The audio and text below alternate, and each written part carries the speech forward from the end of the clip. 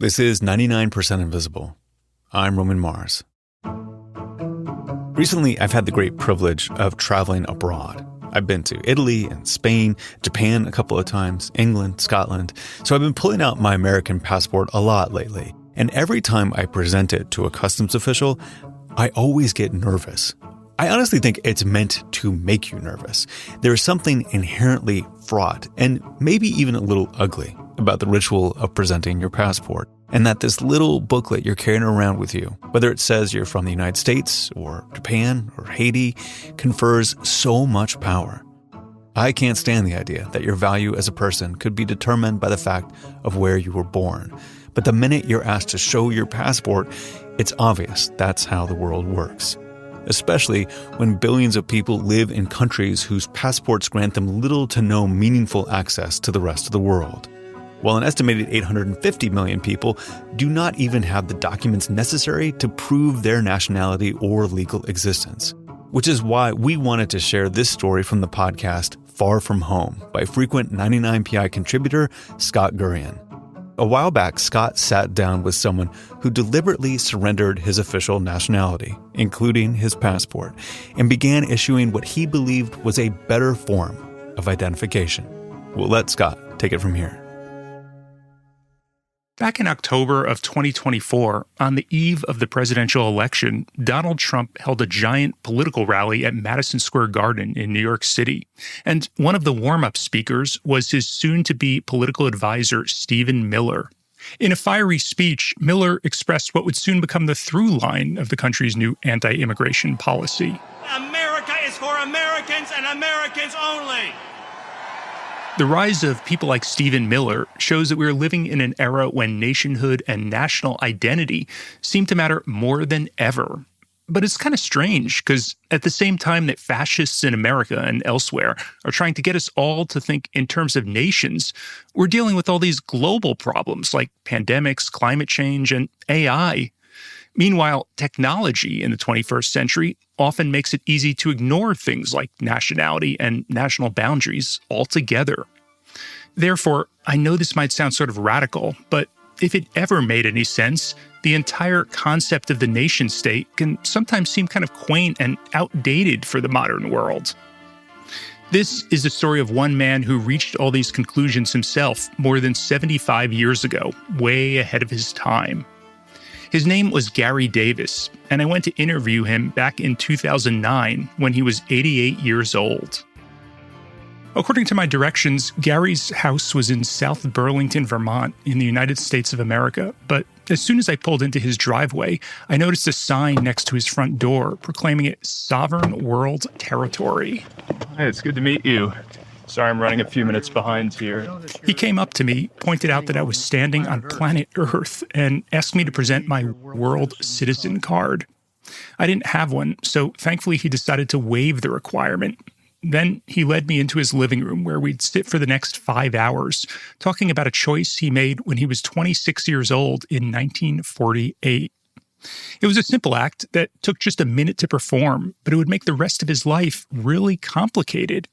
Over the next 6 decades, he'd be detained and imprisoned countless times, dragged off the floor of the United Nations General Assembly, and gain millions of followers, all while confronting bureaucrats who had absolutely no idea what to do with him. What set this chain of events into motion was Gary's decision to stand before a guy in a gray suit at the U.S. Embassy in Paris, put his hand on a Bible, and read a couple of lines off a sheet of paper. I hereby swear that I desire to make a formal renunciation of my American nationality, and pursuant thereto, hereby absolutely and entirely renounce my nationality in the United States and all rights and privileges thereunto, and abjure all allegiance and fidelity to the United States of America. Gary's life journey that led him up to that point was pretty unexpected. You see, growing up in the 1930s and 40s, he had a lot going for him. He was born into privilege to a wealthy Philadelphia family whose car was a chauffeured Rolls-Royce. His father, Meyer Davis, was a famous band leader at the time. This is his orchestra you're hearing right now. Family friends included Ethel Merman and Bob Hope. As a young man, Gary was a rising Broadway star who once performed as an understudy to the famous actor Danny Kaye. Then came World War II. Gary was drafted into the Army Air Corps and trained to pilot a B-17 bomber. The experience had a profound impact on him. That was a whole reassessment of my role in life. How dared they put me in this role? How humiliating to my soul, my moral character, my profession. Everything you learn in kindergarten is being is being thrust aside, and now you're a killer in the name of the nation. But you're not prepared for that. You're not prepared to even think about that. There's no education for that. At least it wasn't for me. Flying bombing raids over Brandenburg and losing his older brother Bud to a German torpedo caused him to reevaluate not just his participation in the war, but his identity as an American citizen. I said, there is something intrinsically wrong with society, and I'm not going to play this game anymore.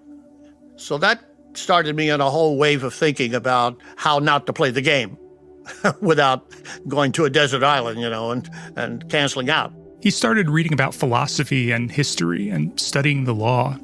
Eventually, he concluded that the only way to prevent future wars was for people to remove themselves from the system that creates the us versus them mentality. So, after a year of planning and strategizing, Gary decided to act. I walked into the U.S. Embassy on May 25th, 1948, and I asked to renounce my nationality. Well, everybody was appalled, of course. We're here to protect you. I said, no, you can't protect me. You didn't protect my brother, and you didn't protect anybody outside that I killed, and so forth. So finally, I convinced them. The U.S. State Department says just a few thousand Americans a year give up their citizenship, so Gary's action was kind of unusual to begin with. What made it even stranger was that he wasn't becoming a citizen of any other country. They said, okay, Mr. Davis, now you're a stateless person, and you have something that belongs to us. I said, what was that? The United States passport. Please give it to us. So then the fun began.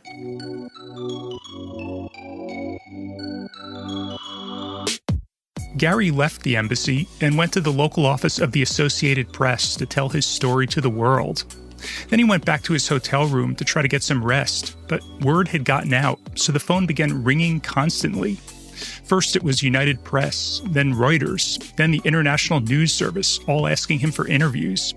As I sat in Gary's living room listening to his stories, I asked him to show me his scrapbook of press clippings from the days that followed. These are U.S. stories. Philadelphia News, May 27th, 1948. This went all over the press. What does this headline here say? Young citizen of nowhere must live there, too. See, the journalists had a lot of fun with me. I mean, here was a big story. It was unique. It was personal. It was political. It was active. The guy was on the line himself. It wasn't just a theory. Did people see it as a publicity stunt? The publicity stunt didn't come into play simply because of the renunciation. This guy's giving up United States citizenship. That's not a publicity stunt. It threw in a counter light the so-called theory that everybody wanted to be a United States citizen. Everybody was trying to get into the United States after the war. Here's a guy who gives up his United States citizenship. What is he? Is he a crackpot? Is he a clown? What's his motivation, in other words? We want to find out more of who he is and what his real reasons are. Gary attempted to answer some of these questions by releasing a statement explaining his action. In the absence of an international government, our world politically is now a naked anarchy. 2 global wars have shown that as long as 2 or more powerful sovereign nation states regard their own national laws supreme and sufficient to handle affairs between nations, there can be no order on a planetary level. This international anarchy is moving swiftly toward a final war. I no longer find it compatible with my inner convictions to contribute to this anarchy, and thus be a party to the inevitable annihilation of our civilization by remaining solely loyal to one of these sovereign nation states. I should like to consider myself a citizen of the world. To be clear, this wasn't an entirely new or original concept. Many notable individuals throughout history, including Socrates, Charlie Chaplin, and more recently Barack Obama, have called themselves world citizens. But Gary took this idea to another level. For the rest of his life, he'd be a free agent operating by his own set of rules and without any sort of roadmap or instruction manual. Being neutral, my position was outside the framework of the laws of the nations. It was very exciting, wondering what's going to happen now. What's the French government going to say? The answer came quickly. Given that he was now undocumented, French officials gave him a deadline to get out. But without a passport, where could he go? Traveling anywhere was sure to be difficult, but just as Gary was considering his options, he had a stroke of luck. The day that I was supposed to be out of France was September 11th, 1948.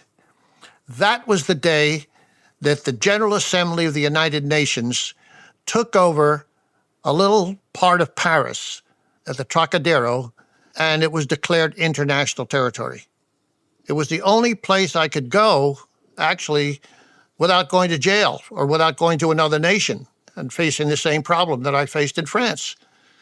So I went to the United Nations. I made a press statement saying, I'm your first citizen.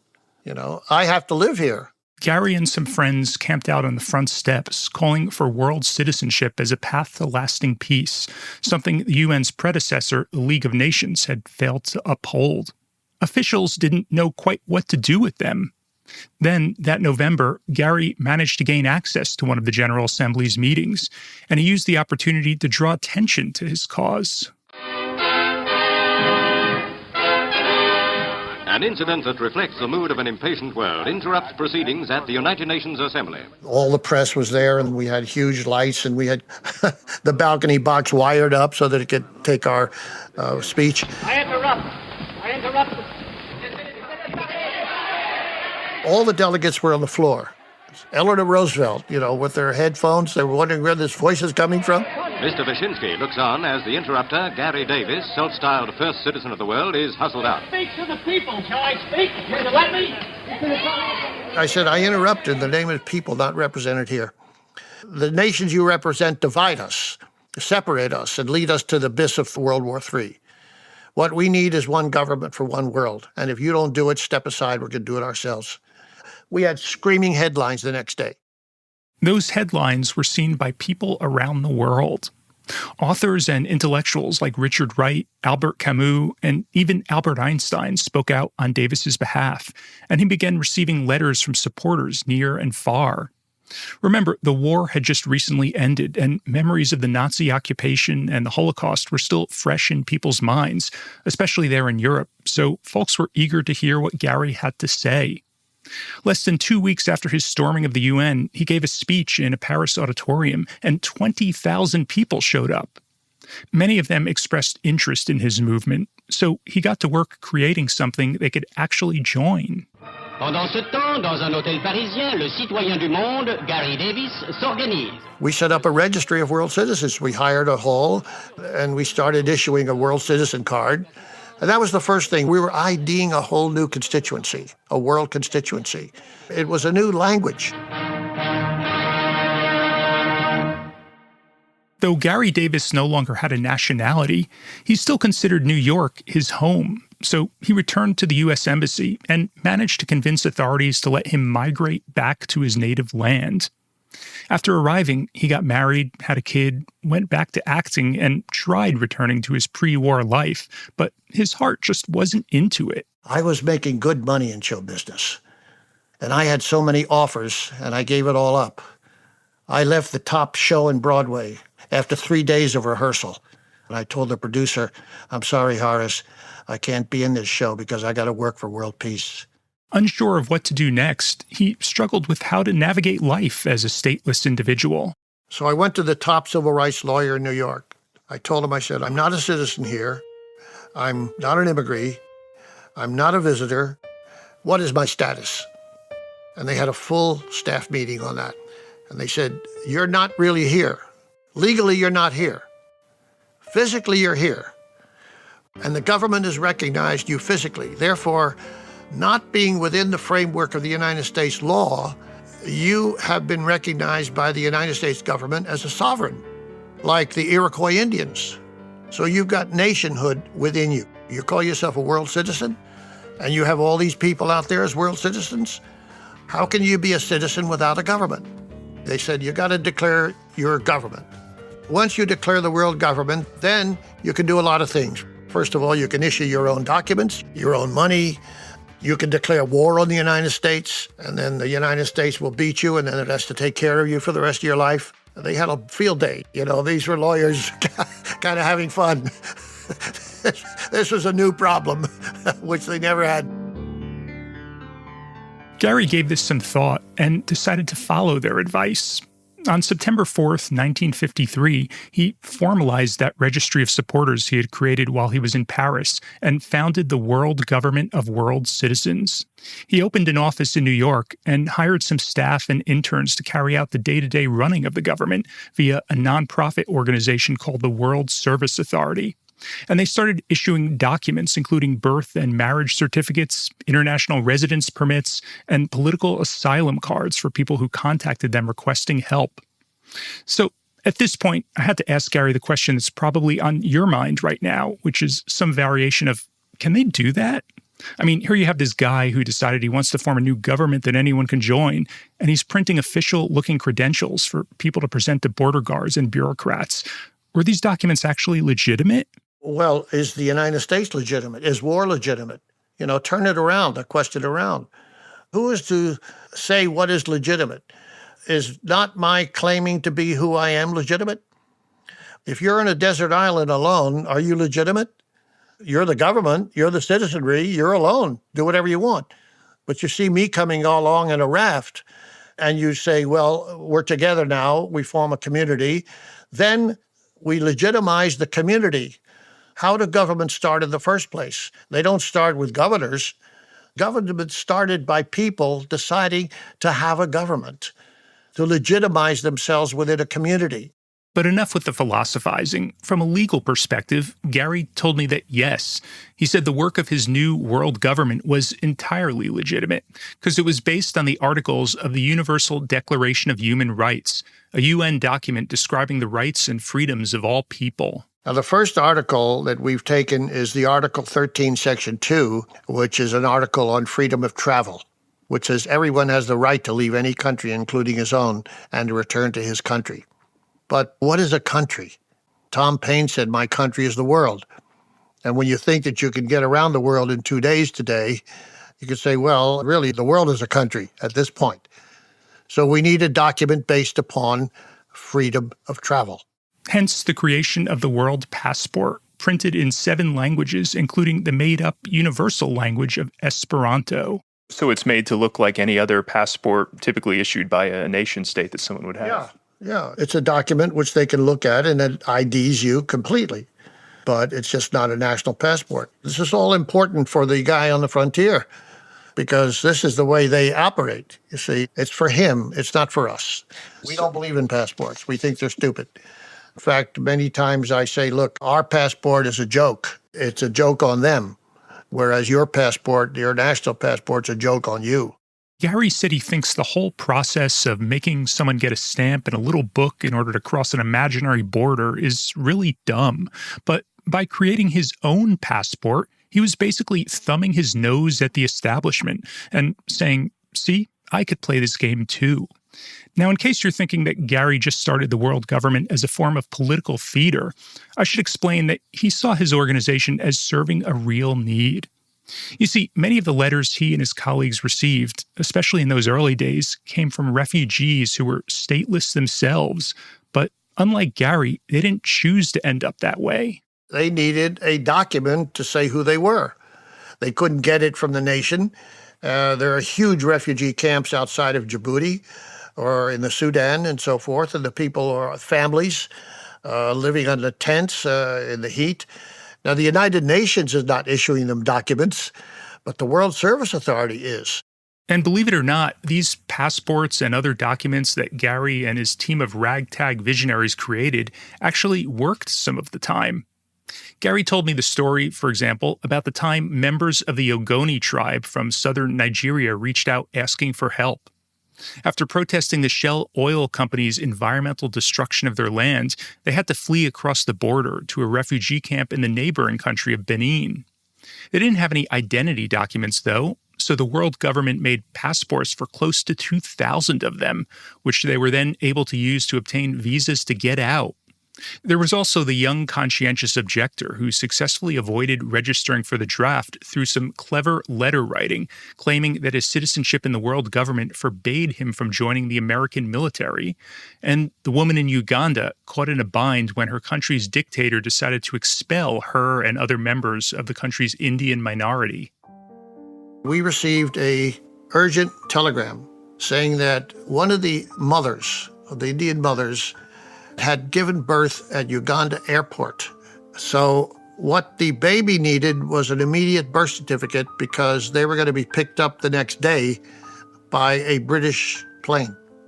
And I got on the typewriter and wrote out the first world birth certificate and went to a stationery store and put a seal on it and so forth. And I got it in the mail at 5 o'clock and it got down to that airport the next day. And the plane came in. The captain of the plane said, "Where's the baby's documents? We can't take anybody without documents." And the mother handed him the document that I had just typed out on my typewriter. Well, the baby was in the mother's arms, of course. So the captain accepted that. He had to accept that. And the plane flew to Heathrow. And that was the document upon which that baby got into UK with the mother. In the decades that followed, the world government has continued its work, issuing more than 5 million legal documents, including nearly 1 million passports. They say that Ecuador and 5 African countries have offered official recognition at one point or another, and according to copies of passport stamps and visas people have sent them, nearly every other country in the world has also accepted these passports for travel, on at least a few occasions. While some of these might be instances where the border guards simply weren't paying close attention to the pieces of paper in front of them, the world government contends that the fact that their passports have been honored thousands of times over the years is proof that these can't just all be mistakes. But I'd be remiss if I didn't mention that for every instance where people have had success using these documents, there are many other times when they haven't worked as intended. Some critics have charged over the years that the world government is in the business of selling false hope to undocumented individuals, given that the legal recognition and acceptance of world passports and ID cards is unpredictable and by no means guaranteed. An organization's spokesman said, however, that simply providing people with papers gives them some degree of human dignity. Gary, for his part, had little sympathy for anyone who said his documents like the world passport were little more than novelty items. Does it work? You know, I have to say to you, no, it doesn't work. It doesn't work. I work. I'm the citizen. The documents do nothing. It's a tool. A hammer does nothing unless you pick it up and know how to use it. My consciousness works, and I'm conscious of who I am. That's the only thing that works. We say that to everybody who calls us. We're not doing anything, really, except giving testament to who you are. In other words, he said people can't simply present a world passport at a national border and expect to breeze through immigration the way they might with a national passport. They need to stand up for their rights and know the right things to say to convince the border guard to let them through. Did you claim to be a world citizen? Do you know anything about the Declaration of Human Rights? Have you read any of my books? You know, you're on that front line. You're the guy who gets out there and talks to these idiot officials. If you haven't learned how to talk back to them, then they're going to put you down. They're going to humiliate you every time. Then you're going to write to me or call me and say, I paid for that passport and it doesn't work. When people say your passport doesn't work, you say, well, I went to India with the first passport, number 00001, and I left India 3 months later with 17 visas on my first passport. Don't tell me that passport doesn't work. But even Gary, who was well-versed in international law and had all the best legal arguments at his disposal, had mixed success. Over the years, by his own account, he was imprisoned 34 times in 9 different countries for trying to exercise what he saw as his right to freedom of travel as a world citizen. Sometimes it was because his passport was outright rejected. Other times, he was initially allowed to enter a country, but then later arrested. Since he disagreed with the concept of nation-states, there were also instances where he crossed the border by riding a bicycle on a path through the woods instead of going through an official crossing, so he'd get in trouble for that. When I first learned about Gary Davis a number of years ago, I was intrigued, so I actually sent away for one of his world passports, but it's been sitting in a drawer ever since, and I've never tried using it myself, because I'll be honest, while I really appreciate the concept of a world without borders, I'm not an activist for the cause. I mean, it's not something that I feel so strongly about that I'd be willing to risk being detained for hours or even days in some foreign country's airport and missing my flight. When I'm traveling, I usually just want to get to my final destination without engaging in political and philosophical arguments with border guards along the way. I mentioned to Gary that I had one of his passports but never used it, and he called me a coward. I understand why he sees it that way, because for him, this was a cause worth devoting his life to. I've taken my case up to the Supreme Court. They didn't hear the case, but when the Supreme Court denies your writ, that means the lower court decisions prevail. But all the lower court decisions were that I was an excludable alien, but they couldn't exclude me. There's nowhere they could send you to. There's nowhere they could send me. So Gary was basically in a stalemate with the U.S. government, living out his life in his humble home there in South Burlington, Vermont, despite existing in a sort of legal limbo. One journalist went to the immigration department. She asked, what is Gary Davis' status? And his answer was, Gary Davis is a legal fiction. That means I don't exist. If that's not proof of the power of an individual, that according to the United States, according to all the nation states, you claim to be a world citizen, you become a legal fiction that they can't deal with you, but you're still existent. In addition to issuing passports, birth certificates, and ID cards, Gary's world government has created a legal department to provide support for document holders whose paperwork is denied. They've established a sovereign order of world guards that anyone can join, and they've even printed their own stamps and world money. This is our world treasury here. He pulled out a box. As a world citizen, I decided that we need a new currency. The currency is called the Mondo, M-O-N-D-O. And this money is based upon energy. Where is the greatest source of energy? It's the sun, obviously. Buckminster Fuller says there's more energy poured on the earth by the sun in 5 minutes than humanity uses all year. These are kilowatt dollars. This is a peace currency. You can't fight wars with it. So look at the immediate trust that it'll have. I get a lot of letters for people to donate money. I always put this money in, and I explain it with a sheet. This is world money. You want a donation from a world citizen? This is what you're going to get. Now, I haven't gone into the markets and started using it at this point, but that'll come. Gary passed away in 2013 at the age of 91, and he was active until the end.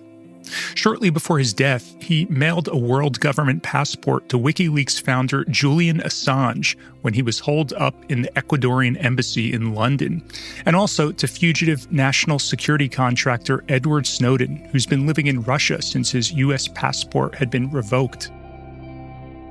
Gary Davis's view of political boundaries was not that they shouldn't exist, but rather that they don't exist. He said they're a legal fiction we've all come to believe in, and by placing himself outside the realm of the nation-state, he'd thereby rendered them obsolete. For Gary, the idea of world government was not some far-out utopian vision, but rather an idea rooted in pragmatism. He said we're all world citizens, but it's up to each of us whether we want to recognize that fact.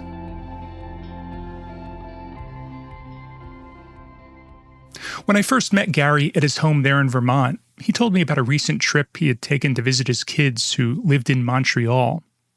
Coming back, he arrived at the U.S. border, as usual, with only his world government passport. At first, immigration refused to let him pass.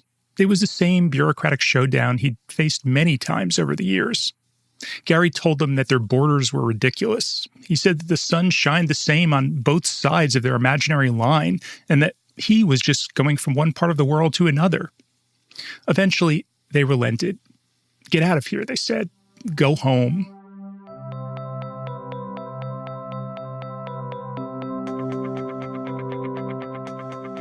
When we come back, I talk with Scott about the work of Gary's World Government Today.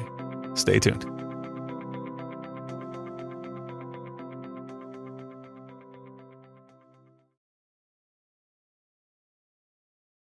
So I'm back with Scott Gurian, who originally produced that story for his podcast, Far From Home. Scott, welcome back to the show. Thanks so much.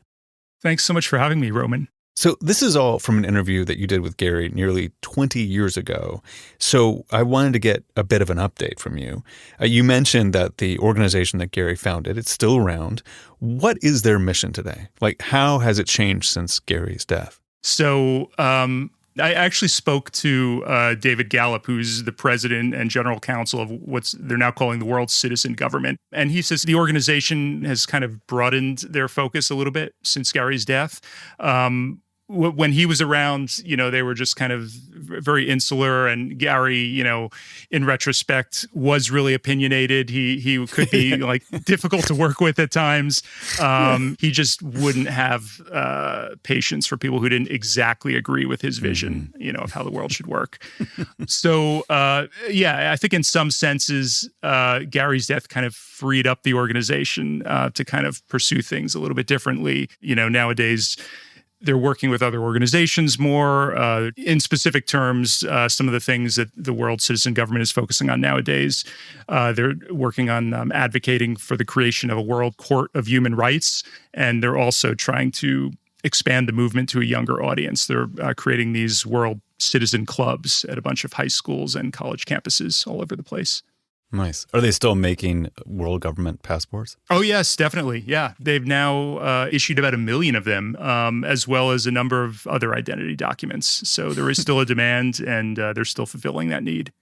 And do they work? I mean, do they work without the power of Gary behind them, Yeah, that's an interesting question. And I touched on this a little in my piece, but the World Citizen Government says that 189 countries have recognized the passport on a case-by-case basis. And they say there's a small number which at one point or another have given like de facto recognition. They've sent letters saying that we officially recognize this, though in many of those cases it's been years ago, and it's unclear whether they still do. The world government says the only way that they have of knowing for sure, like if their passports are working, is when users of the passports send them back stamps. Well, they send photos. Okay, yeah. It really does work, believe it or not. I know it's hard to believe, but no, people send back stamps, and they say they've collected thousands of these over the years of border guards, like issued, passport stamps, as well as like work permits and visas, and, in the world government passport. So these documents are honored in many cases. Like they told me this one case of this businessman who had been traveling all over Latin America with his world passport. He sent it into the World Citizen Government because he was so successful using it that he had run out of space. He needed more pages. Like they were just really impressed. That's amazing. So who are the people who are applying for world government passports today? Is it all people like you that are just like, oh, this would be a fun thing to have, or people who really need some kind of documentation?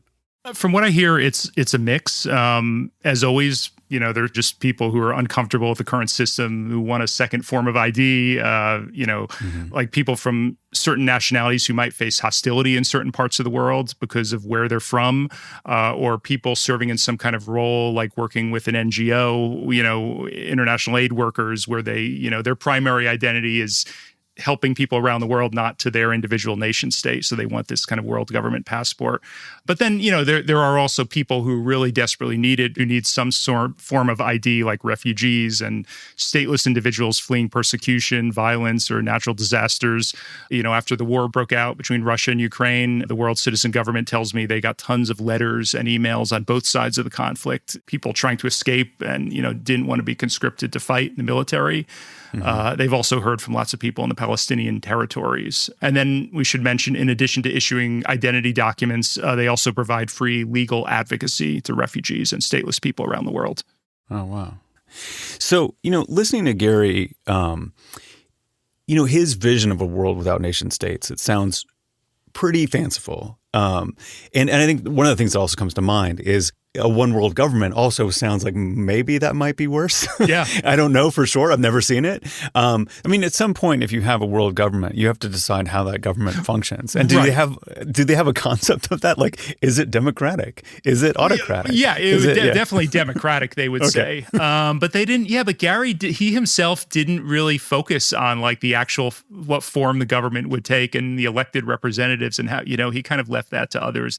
Yeah, he was just a provocateur. I'm just like, this is not working. We'll figure out something else. But like figuring out like how many electors are brought to do a thing, right? Like who wants to do that? No, they clearly said Gary was not a communist. He was not an anarchist. I mean, it wasn't like a political ideology behind it that like an ism, that you would think of. I mean, there's this way in which the lack of specifics can be really useful. Like we're recording this in the immediate aftermath of the ICE surge in Minneapolis, and there's a border patrol, secret police of masked people without warrants who are violently detaining and it's sometimes killing people. Mm-hmm. There's like broader waves of mass deportations in the United States and travel restrictions. And I love how Gary's attitude kind of like resets the conversation a little bit. Yeah. Like the common rhetoric is that the border is broken. We have to do something to fix it. And no matter if you're like a Democrat or Republican, you still say those kind of talking points, and that there's these nuances to approach these things. And I just love that there's someone standing there saying a statement that I completely agree with, which is like, I could not give less of a about your documentation and immigration status as a human. Like, I can't even imagine caring about it. And I like that there's someone out there just saying that. Yeah. Yeah, I mean, we're so used to having identity documents and passports that we just take them all for granted. And Gary's just totally outside of that framework, just saying we need to just get rid of this whole system. And like, why are you putting more value in this document than like this is a human being in front of you? And, you're putting so way too much importance on the papers they have. I love that he's asking the question. So. Yeah. I think the other point I'll make is that, as Americans, we've historically been pretty spoiled when it comes to travel. I mean, there's, I think, close to 200 countries in the world, and our American passports allow us to go to a large portion of those without having to get a visa ahead of time. Yeah. I mean, we've had the privilege of having our own world passport most of the time. Yeah. Like effectively, like we can travel the world, just that other people cannot. Yeah. But President Trump recently signed this ban for dozens of countries seeking to visit the United States. And so in response, some of those nations have actually started making it more difficult for Americans to visit. And several countries in Africa now completely prohibit ordinary Americans from visiting. Yeah. And I think Americans are kind of getting a taste of what it's been like for people in the rest of the world. And I guess you could say that Gary's notions of being world citizens are, more important now than ever. So I have one final and most important question. Do you still have your world passport? Have you ever tried to use it? Like, yeah. It's expired now. I haven't gotten a new one, but this is my world. Oh, yeah. It looks like a passport. I mean, this was issued a number of years ago, so it looks a little hokey. This is the way they used to do it, where it's actually written in calligraphy and everything, and with a photo stamped in here. They tell me that the newer ones, they assure me, are much more professional looking, where everything is printed on the plastic, and they have scannable RFID chips and everything. Wow. And the passport actually came with a little booklet of the UN Declaration of Human Rights, because as Gary would say, the passport by itself is meaningless. It's like a hammer. You need to know how to use it. Mm-hmm. So you just can't take the passport. You bring this with you to make all the right arguments to the border guards. So hopefully they'll accept it. That's awesome. Well, Scott, it was such a fun story. It was such fun talking to you. I really appreciate it. Thank you so much, Roman. I appreciate it as well. 99% Invisible was reported this week by Scott Gurian for his podcast, Far From Home. Other versions of the story also appeared on the programs B-Side Radio and Backstory Radio, with additional editing, respectively, by Tamara Keith and Jess Engelbretson. Our version was edited by Joe Rosenberg, remixed by Martin Gonzalez, intro and outro music by Swan Real. If you found Gary Davis's story interesting, we'll have a link to the Far From Home website where Scott has provided show notes, including videos of Gary, more information about the world government, as well as many other stories from around the world. Honestly, it's hard to think of anyone who has put the power of the American passport to more use than Scott, so go check it out. Kathy Tu is our executive producer. Kurt Kolstad is the digital director. Delaney Hall is our senior editor. The rest of the team includes Chris Berube, Jason DeLeon, Emmett Fitzgerald, Christopher Johnson, Vivian Leigh, Lasha Madon, Kelly Prime, Jacob Medina Gleason, Talon and Rain Stradley, and me, Roman Mars. The 99% Invisible logo was created by Stephen Lawrence. We are part of the SiriusXM podcast family, now headquartered 6 blocks north in the Pandora building in beautiful Uptown, Oakland, California. You can find us on all the usual social media sites as well as our new Discord server. There's a link to that as well as every past episode of 99PI at 99pi.org.